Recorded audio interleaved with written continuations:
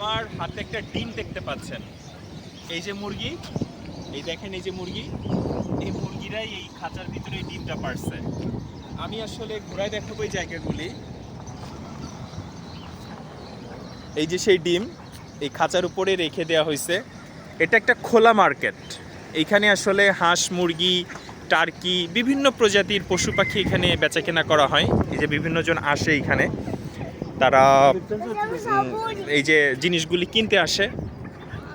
তা আমারও সৌভাগ্য হয়েছে আজকে এখানে ঘুরে ঘুরে দেখার। আমি আসছি এই অ্যানিমেল মার্কেটে, আমারও অনেক ভালো লাগতেছে। এখানে অনেক কিডসরা আসে, বিশেষ করে এই যে পাশে দেখতেছেন এটা স্থায়ী একটা মার্কেট, এইটা টেম্পোরারি আসলে এরা ব্যবহার করে।